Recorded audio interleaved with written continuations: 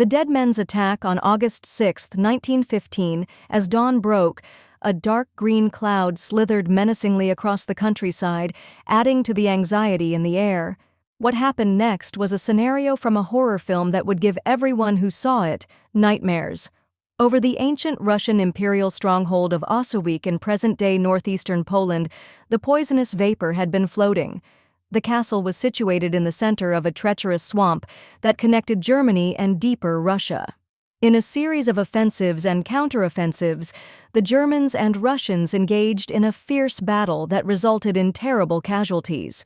The Germans attacked Osowiec for the first time in September 1914, using 40 battalions from the 8th Army to overrun the castle. Despite being vastly outnumbered, the Russians were able to repel the initial attack and force the Germans to retreat with 2 flanking maneuvers.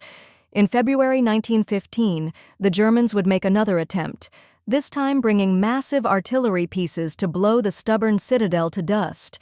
The enormous 420mm siege mortar known as Big Bertha, among numerous other lesser pieces, was at least one of them. For months, the Germans bombarded Osowiec Fortress with more than 1 million shells, but the Russians refused to surrender. Field Marshal Paul von Hindenburg, the victor of the decisive victory at the Battle of Tannenberg, assumed command of the German war effort in the East in July 1915. A new plan to finally deal with the obstinate Russians and Osowiec arrived with the new administration. In addition to 30 batteries of gas artillery, 30 massive siege guns, a sapper battalion, and specialized infantry trained to breach defenses, Hindenburg raised 14 battalions to overrun the castle. Approximately 7,000 German forces were dispatched in total to destroy the obstinate Russian defenses. The 226th Zemlyansky Regiment and a few militia units, totaling about 900 men, formed a garrison that faced this force. The Germans fired thousands of artillery rounds at the citadel over weeks, but the Russians once more refused to give up. The assailants' frustration with their lack of advancement was mounting. Early in August, German authorities approved the deployment of the First World War's most notorious weapons. The Germans had a lot of chlorine and bromine gas on hand and waited for a chance to unleash it in addition to the standard high-explosive artillery shells. First employed as a weapon against the British at Ypres in April 1915, chlorine gas is a destructive chemical agent. A cloud will remain at ground level instead of dissipating into the atmosphere because it is a pale green-yellow gas that is significantly heavier than air. It transforms into hydrochloric acid, a corrosive substance that harms surrounding tissue and can be fatal if inhaled in large enough quantities when it comes into contact with moisture, as in the mouth, eyes, or lungs. Lower dosages may cause vomiting, breathing problems, and eye irritation. The fact that chlorine gas is easily identifiable as a pale green cloud and has a unique smell that has been compared to a pineapple and pepper combo is one of its main drawbacks as a weapon. This allowed people who were being gas attacked to take protective actions, like putting on their gas masks or relocating to higher ground. When the wind and weather conditions were favorable, the Germans attacked on August 6, 1915, at about 4 a.m., using a flurry of regular artillery shells and the lethal gas from 30 guns. Even before the gas reached the Russian lines, the effects were noticeable. Trees and leaves turned yellow instantaneously as the contained moisture transformed to hydrochloric acid, and grass turned black as the sickening pale green cloud inexorably pushed forward at ground level. As the cloud passed, insects and birds died and dropped to the earth. Guns and shells with copper coating rusted upon contact, converting to chlorine oxide. The men breathed in the lethal poison when the fog got near the Russian lines. To shield themselves from the poison, the Russians had to tie cloths soaked in water or urine around their mouths and noses. They had a few gas masks, but they were in bad shape and could not fit all the troops. Since chlorine gas dissolves in water, this may lessen some of the toxicity before it reaches the mouth or lungs, but this is not ideal. The hydrochloric acid in the gas dissolved tissue in the mouth, eyes, and lungs when it came into touch with moist surfaces. The Russian soldiers' respiratory systems were being eaten alive, and they started coughing uncontrollably. Blood was coughed up by many. After months of work, the route into Osowiec was evident, and many people perished in the assault.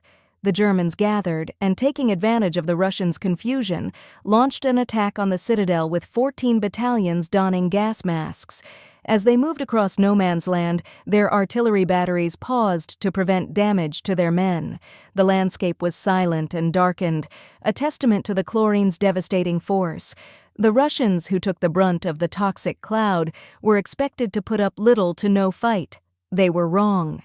The German soldiers, anticipating an easy win, were confronted with a terrifying scene as they drew closer. Inexplicably, the Russians were attacking with bayonets rather than dead adversaries. Some of the Russian soldiers were still alive despite the massive toll the gas had taken. The top survivor, Sub-Lieutenant Vladimir Kotlinski, gathered the remaining Russian defenders for a counterattack. As the Germans advanced, the remaining soldiers of the 8th and 13th Companies gathered and charged. Only about 100 people were able to counterattack, which was insufficient to drive the attackers away. They launched a psychological as well as physical assault. The Russian soldiers must have seemed like a horde of the undead in what must have been a nightmare come true, shambling and stumbling forward, clutching rusty weapons, blood oozing from irritated eyes, and new blood coating their uniforms as they drew closer to the Germans.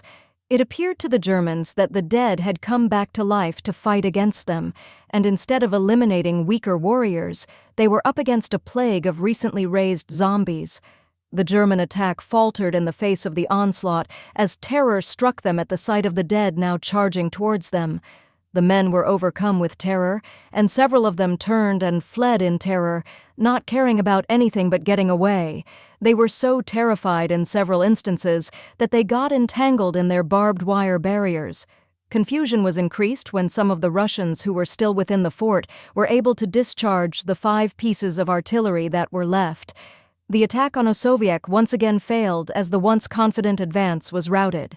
The majority of the 900 soldiers in the garrison were killed, injured, or rendered paralyzed by the gas attack, leaving them in appalling condition despite their valiant efforts. 2 weeks after the attack, many of the participants in the Attack of the Dead Men, as newspapers would subsequently refer to it, passed away from their wounds. Although it never fell to the enemy directly, the citadel that had been a thorn in the German side was abandoned. Osowiec was in danger of being surrounded and cut off by German victories on other front lines. There would be no more fighting there until 1919, when the Germans would take control of the area. After passing to Polish rule, it was occupied by the Red Army during World War II until the Wehrmacht took control. Control was once more turned over to the Polish military after the war. Although a portion of the fortress is accessible to tourists, the Polish military still controls some areas of it today. It is a testament to one of the more bizarre and horrifying incidents in a war that is notorious for its destruction and bloodshed. We sincerely appreciate your support of the Echoes of the Past YouTube channel. Please subscribe to Echoes of the Past if you like our work, so that we can continue to provide you with interesting and educational history video. For further historical videos, check out our channel. We truly value your support.